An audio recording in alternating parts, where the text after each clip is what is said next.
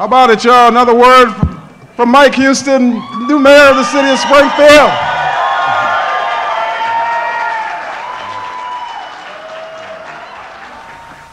You know, as we look at what's happened over the last couple of months, we've had a race that we've talked about issues.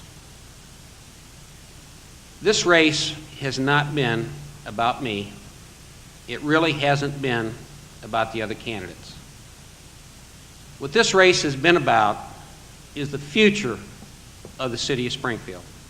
And I think that the people of the city spoke loudly and they spoke very, very clearly this evening. They looked and they made a decision in terms of who is the best person to lead this city for the next 4 years and really deal with the problems of the city of Springfield. Not just the budget.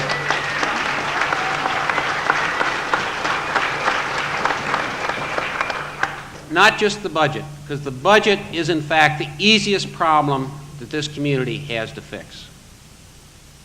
I got into this race because I really felt it was time for this community to deal with the serious problems that we have. I'm humbled by the support that we have received tonight.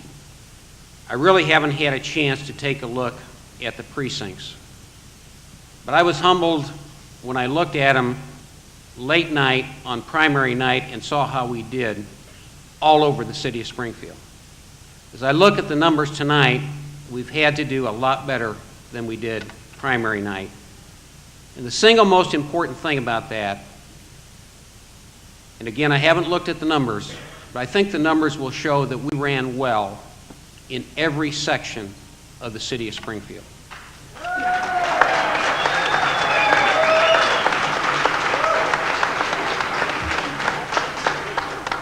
What we talked about resonated with everyone in the city of Springfield.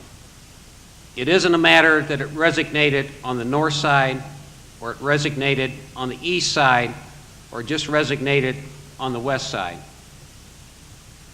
It resonated throughout this entire community. It is time for this community to come together. We are one community.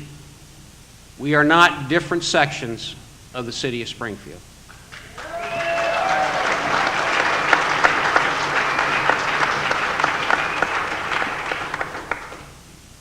It is time for the City Council to put politics aside, to look at the problems that we have within this community, and to deal with the problems that we have within this community, and forget about politics. Politics has no place in city government. Good politics produces good government. And I think we've elected some new people to the City Council tonight.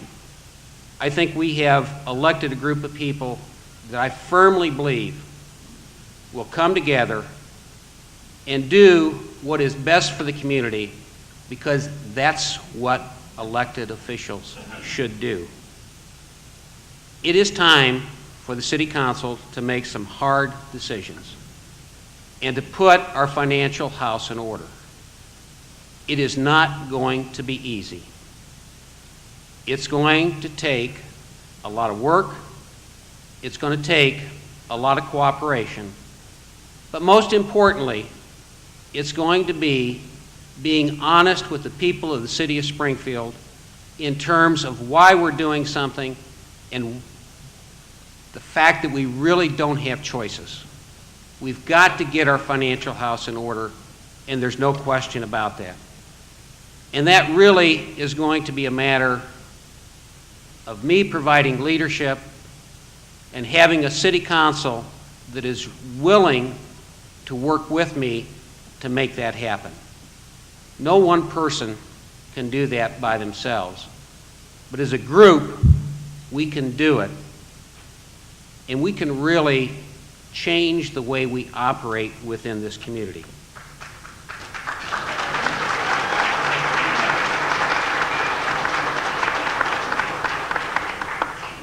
It is time for us to invest in our city, and it's time for us to invest in our community. It is time for us to give our police officers and firefighters the tools they need to protect us.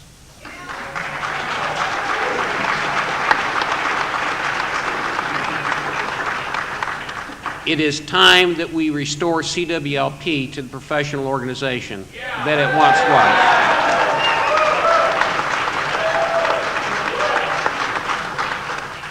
It is time for us to take back our core inner-city neighborhoods and actually enforce the building and zoning codes that we have within this community and get rid of the boarded-up, abandoned buildings.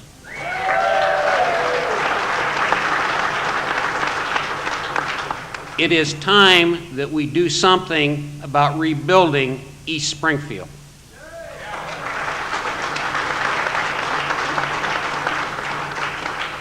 It is time that we do something with high-speed rail and make sure that it comes down the 10th Street tracks and that it has the least impact on our community and our neighborhoods.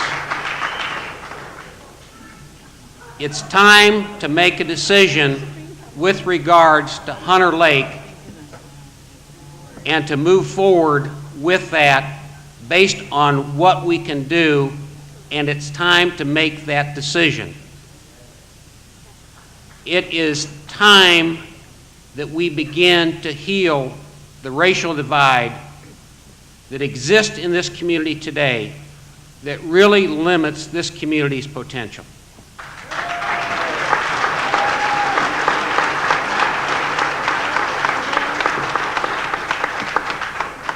It's time to deal with solutions. We know what the problems are. Now it is up to us collectively, everyone, to think in terms of solving problems instead of talking about problems. It's time for us to come together as a single community, because if we can come together as a single community, there is no limit to what we can do. I thank you very, very much.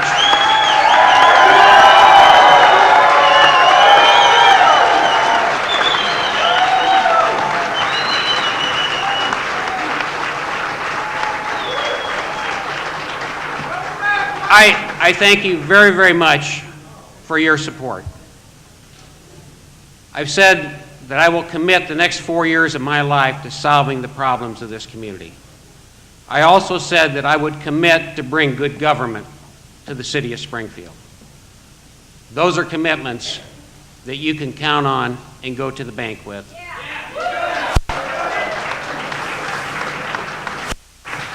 I thank you for your support. I thank you for your help, and I ask for your prayers. Thank you very, very much.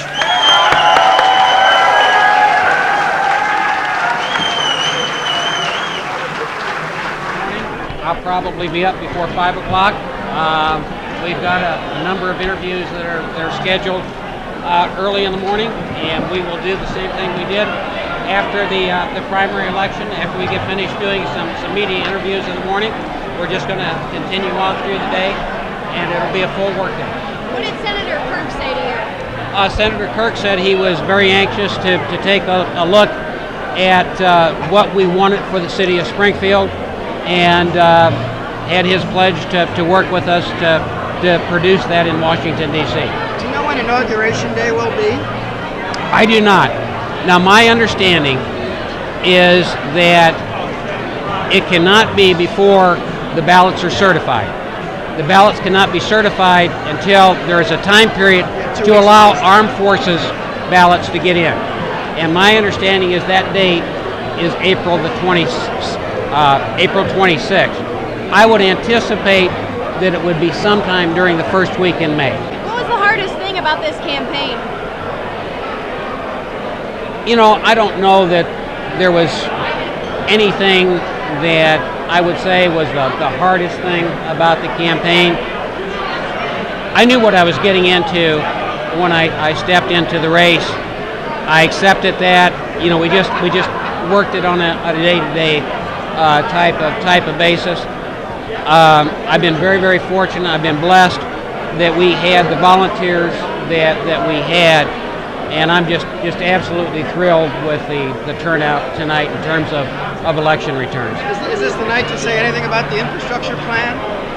I think that within the 30-day period, we will be talking about an infrastructure plan for the city of Springfield that is comprehensive, that can be done without raising any taxes or fees.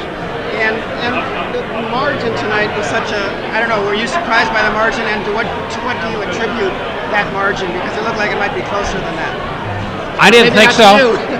I anticipated that the margin would be somewhere in the area that it was in. I had actually anticipated that we probably would do 45%.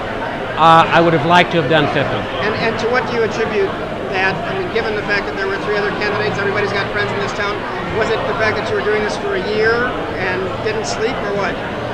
I think that it was the fact that we ran a very positive, issue-oriented campaign. We talked to voters. We didn't try to sugarcoat anything. And I think that the people actually believed the message that we were delivering. How would you compare tonight's atmosphere to 79? The atmosphere, you can't compare in all honesty, because tonight most people thought we would win. On election night in 1979, no one thought we would win. I did. In fact, the night before that, the election, the day before, we did a press conference and told the press what the margin would be. I think in a radio studio, I once said you might be the Jerry Brown of Springfield. Is that what you feel like? You know, what's it like coming back after all these years? I guess I've never really thought about it from that aspect. You know, it's a great night tonight. It's a fun night. In all honesty, I remember sitting in my home with a gentleman by the name of Les Van, who worked for Channel 20 at the time, and doing an interview with him. And I said my name would never appear on a ballot again. Was that at the end of? That was 1987. Things changed. Things change. I would have never guessed a couple of years ago that I'd be standing here By the way, tonight. You mentioned prayer a lot. You are Catholic, correct? I'm Catholic. Okay, and is that how big a factor is any of that in all of this? Because it's the first thing you mentioned up there. I had a lot of people praying for me, and I appreciate it. You talked a lot about reclaiming our inner city neighborhoods, taking care of one of the buildings. How do we reclaim our inner city neighborhoods besides trying to adhere to zoning laws and do that? What else can we do? I think it has to be a focus of the mayor that this is something that we are in fact going to do, and that we are going to aggressively go out and enforce our building and zoning ordinances. And I think that the people that are causing problems, which are flagrant violators, are going to get the message very, very quickly. And I think that they will react to that message either by fixing up their properties or losing them to the city. How old is your granddaughter? Is she 3? She's 3 years old. She was 3 years old last December the 19th. And when will we start seeing transition? Do you know who's going to head your transition, or when that starts, or whatever? You may not really see a quote-unquote transition team. I have a pretty good idea in my mind who is going to take positions. I haven't talked to them. And so that may change as I approach people, and they may say, I'm not interested in doing this. But I'm not going to put together a bunch of people to go out and do a bunch of things that aren't really going to be used. I've got some very, very specific ideas in terms of how I'm going to approach this. So what you would consider to be a typical transition team, you're not going to see.